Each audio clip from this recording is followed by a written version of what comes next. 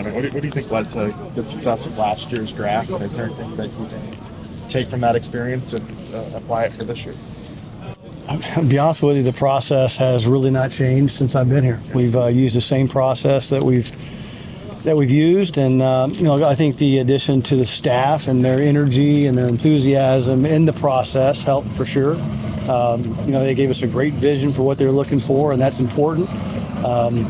We went after high makeup, high character, highly intelligent players that had production in college, and look, we hit on some guys, and that's but the same process remains that we've had since I've been here. How much should the volume of 9 picks help with that? Was it just the more the merrier, and that leads to a higher success rate, or I think it's kind of where they were, where they were coming from. I think we had 2 threes and I can remember 2 5s or something like that, and so when you have multiple picks in those areas, you tend to set your board accordingly to where those guys are going to be available. So, like I always say, the more picks, the better for me. That's my job. So, but it certainly does help. It's more swings. More swings at the bat, better average. Jeff, we know a lot of this process is done, but how much can a guy help himself in these situations? Well, I think the grade doesn't jump up and down. I think that's what Mickey said, and that's accurate. But what happens here is that you really get a good opportunity to size them up, be close to them, have really intimate knowledge of them, in a meeting setting. After the practice, you can get to know them a little bit after the practice. You just get to see them more, and then it creates another level of questioning the next time you see them or the next time you see them. And that's a really, how with Tyler, we came here, we really had a good grade on Tyler. We really liked the exposure to him. It created more interest and more buzz and, just more energy in the building, and that grew, and so that's how it happens. That emphasis of trying to, and we asked Mickey about that playmakers around Tyler, how important is that? And do you kind of see, early on here that possibly there's potential on that field that you can surround him with playmakers based on what you're seeing at this time? I'm going to answer the same way Mickey did. It's important to get protection up front. It's important to have a good back to set up the run game, to be able to create, some play action and shots down the field. So, having a balanced offense and a really good defense, that's what we're trying to really build. How much of an advantage is having during those guys coaching this? I think it's a huge advantage. It's knowledge is information is knowledge, and we get a lot of information on the team that they're coaching, and they do a little crossover, so they'll get information on the other team as well.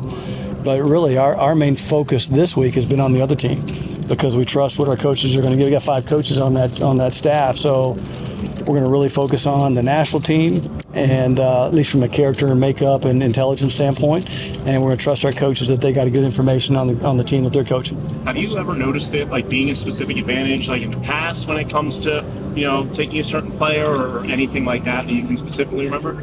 Oh, I don't have an anecdote to that, but we just get good information. We will draft when we have really good information and we really know, and we can exact the vision that we have on the player. When you have to guess about a person or the intelligence or where you're going to play him and things like that, that just leads to not drafting them, basically. So that feeling when you want to buy a new ride and it hits. You don't know if your credit score is road ready. I think what leads to us understanding more about the player is having the kid on the field, coaches coaching him, being able to interview him participating in his pro day, him participating at the combine. The more information we get, that knowledge is power. And the more knowledge we have, the more comfortable we are and more conviction that we have as a staff collaboratively to take the player. In your opinion, do you feel like there's a better hit rate with the players that you're drafting from the Senior Bowl? Haven't never done the math.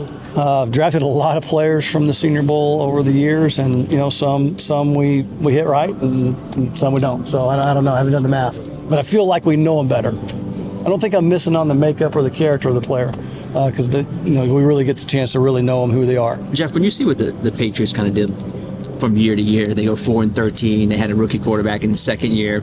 Now they have Vrabel, and they get to the Super Bowl after missing the playoffs. Can you kind of see you guys a parallel? Maybe you guys doing something like that? Man, I hope so. That'd be great. That'd be fantastic.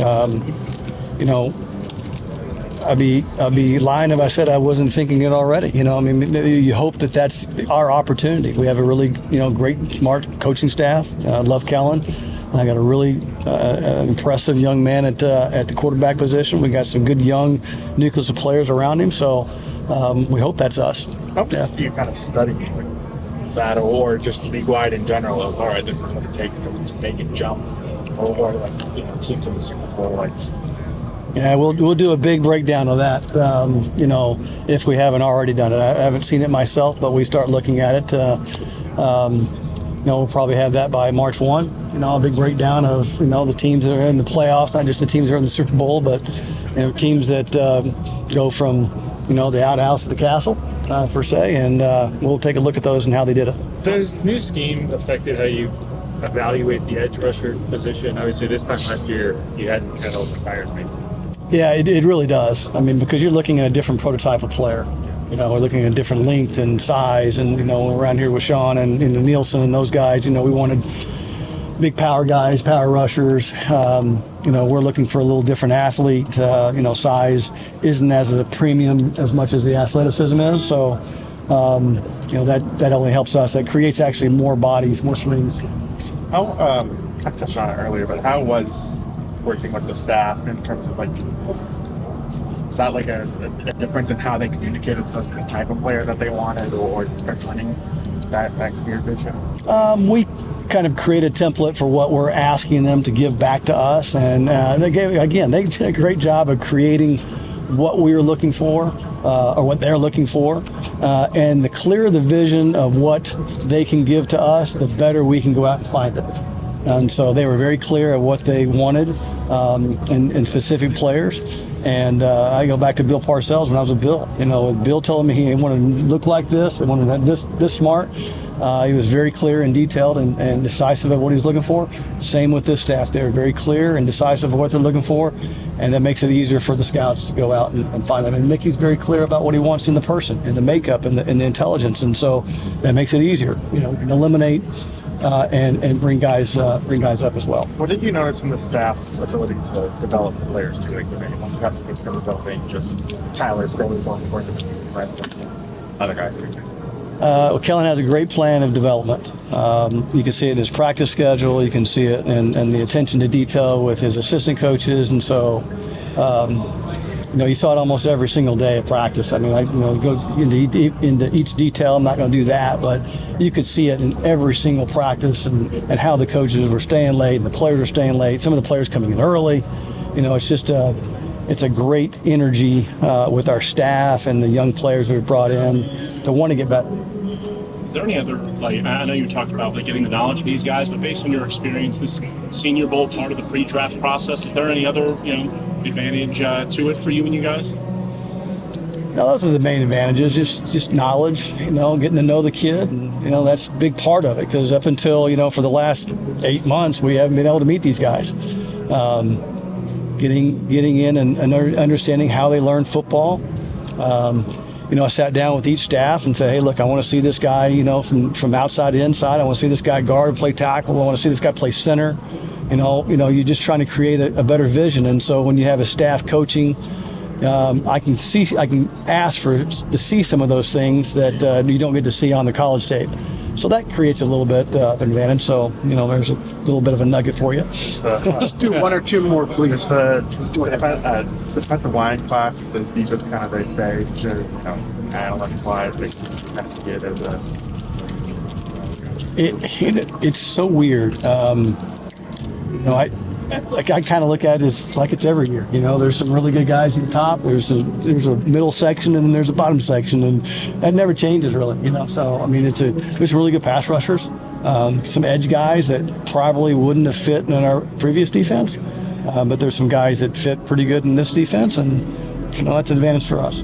That position in particular, with some of the picks that haven't necessarily worked out, how do you inform decision making? Does that help just in terms of evaluation, or how your process goes if you evaluate how? I'm not sure if I understand your question. Well, I mean, second round pick off the roster in 2 years is obviously not a success. So how do you use that as informing your process and how you adjust?